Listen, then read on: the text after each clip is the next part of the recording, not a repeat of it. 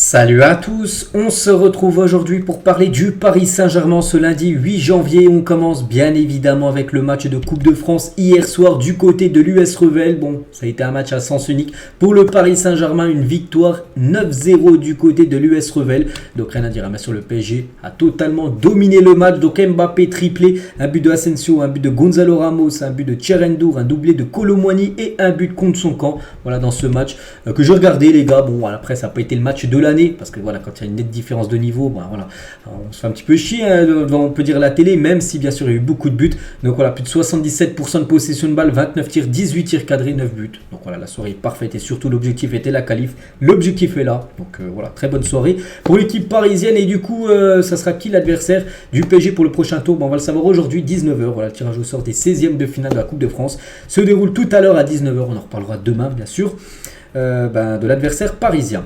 Concernant toujours ce match, Luis Enrique, il a dit on a été très sérieux, donner des minutes de jeu à des joueurs qui ont moins joué et on va s'améliorer en attaque et en défense. On va revenir sur ce qu'il a pu dire. Donc Revel a joué face à des joueurs qu'il regarde habituellement à la télé. Ils ont bien joué, ils ont bien défendu. Ils se souviendront de cette rencontre. Toujours avec Luis Enrique, toujours sur PSG TV à la fin du match.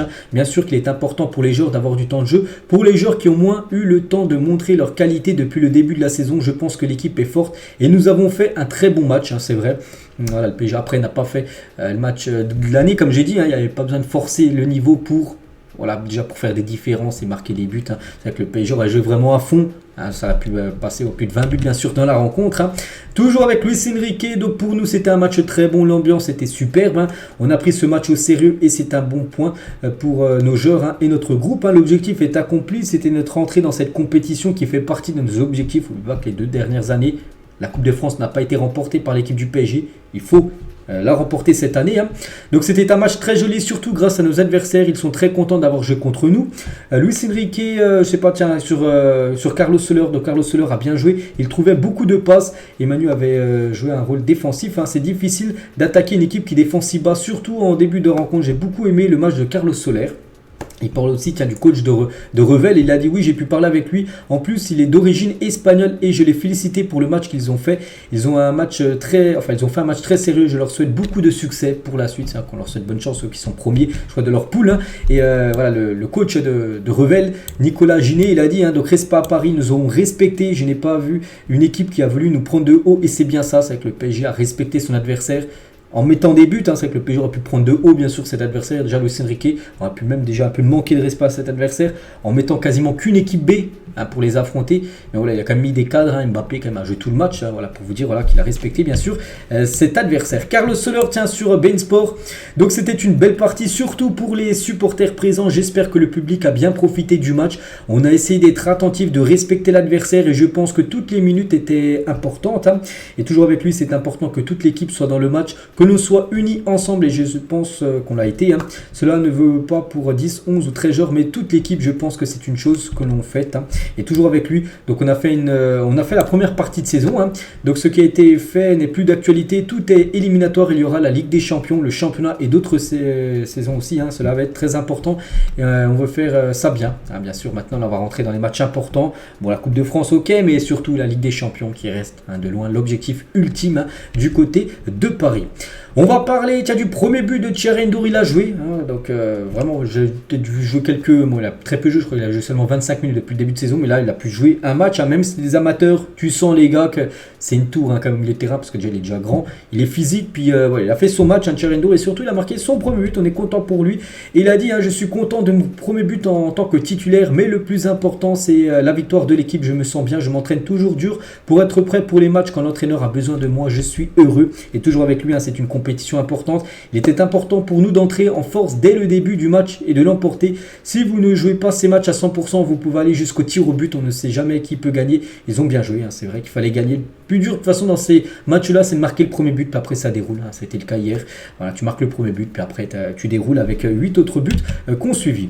On va parler aussi d'une première, les gars. Donc première avec le PSG pour le jeune parisien Seny Mayulu.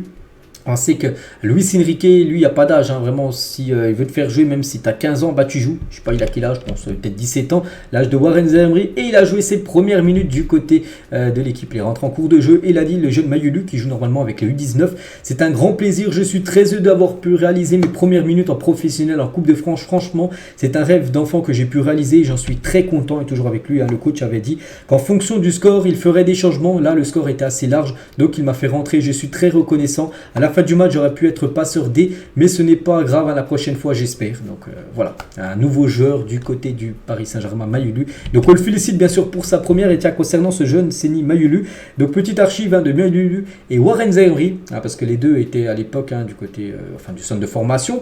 Et on peut le voir les deux, je pense qu'ils avaient remporté. On peut voir que Mayulu à côté de Raoul, très grand attaquant espagnol. Je crois que ça doit être un tournoi peut-être qui a été fait à Madrid avec les jeunes du centre de formation parisien. Donc voilà, concernant ce jeune Mayulu. Asensio, tiens, en zone mixte à la fin du match, donc l'équipe a évolué sans moi, il y avait des matchs importants, il fallait attendre l'opportunité de jouer, il y a beaucoup de concurrence, et je dois continuer à travailler pour gagner sa place de titulaire, et ma récupération n'a pas été facile, j'ai besoin d'enchaîner le match, de jouer 90 minutes comme ça a été délicat, mais je suis à 100%, j'espère qu'en 2024 je vais apporter à l'équipe comme je le faisais avant ma blessure. Bon, on espère. C'est qu'il a joué tout le match parce qu'il a besoin de jouer tout simplement Asensio pour se remettre dans le rythme des matchs. Toujours sur ce match, la une du journal L'équipe aujourd'hui, ça parle de Mbappé. On va parler maintenant de Kylian. Donc Mbappé prend la coupe à cœur. Auteur d'un triplé, Kylian.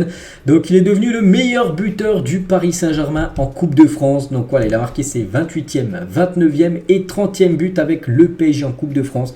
Et c'est simple, c'est le meilleur buteur. Donc félicitations à Kylian Mbappé. Donc en Coupe de France, 26 matchs, 32 buts. Donc 30 avec l'équipe du PSG et 2 autres buts avec Monaco, son ancien club, et 12 passes D. Les stats sont quand même exceptionnels. En 26 matchs, il a déjà des stats comme ça. C'est fou, bien sûr.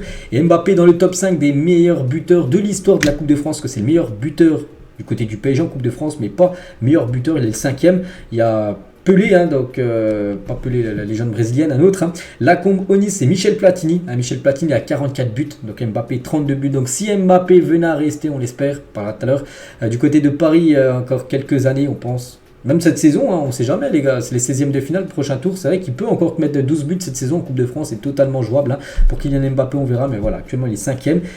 30 buts au PSG et 2 avec l'équipe de Monaco. Et cette saison, ce début d'année 2024, il commence fort, déjà 4 buts et une passe D pour Kylian Mbappé sur les 2 premières rencontres, donc Toulouse et contre l'équipe de Revel. Les notes des joueurs du PSG ce soir, donc tout le monde a fait son match. Keylor Navas avec une soirée très tranquille, le gardien du Paris Saint-Germain. Donc Mbappé qui a une note de 10 sur 10 sur l'application, je crois que c'est SofaScore. Gonzalo Ramos 8.1, Marco Asensio 9.5.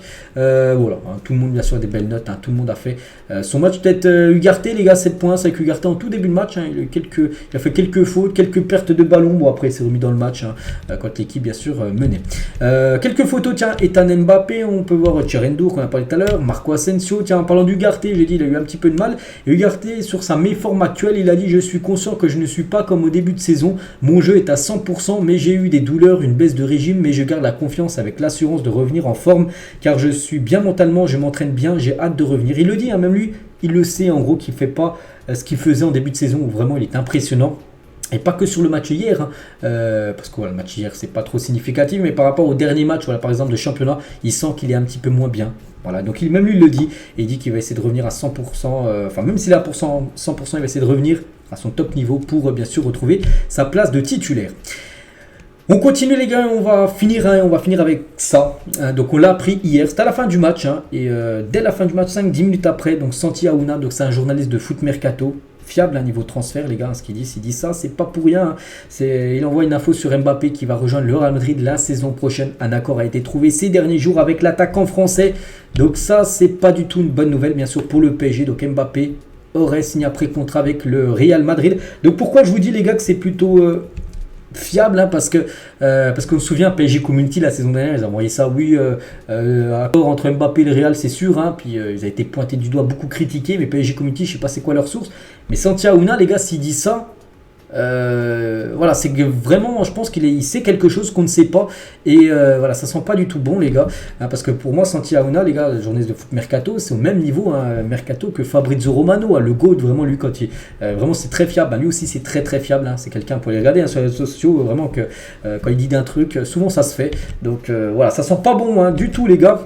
Donc pour l'instant, d'après RMC Sport, au sein du PSG, on assure ne pas avoir été mis au courant d'une quelconque décision prise par Kylian.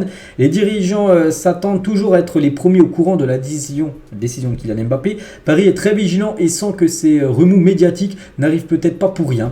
Voilà, donc voilà ce qui se dit. Après, c'est vrai que pour l'instant, on ne sait pas. C'est juste le journaliste de Foot Mercato qui a dit ça. On ne sait pas, mais voilà, s'il dit ça hier, pourquoi il aurait dit ça? Pourquoi il a envoyé ça? Une énorme info comme ça. On ne sait pas, donc on verra. Et voilà, une question, tiens, est-ce que vous croyez au départ de Mbappé vers le Real Madrid? Oui, non, plus de 9000 votes, et moi je vous dis oui. Hein.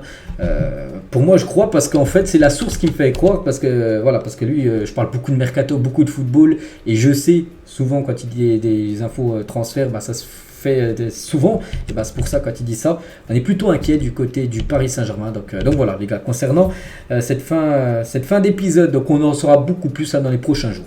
Donc voilà ce qu'il y a à dire, j'espère que ça vous a plu, donc on se retrouve demain pour le prochain numéro. À demain.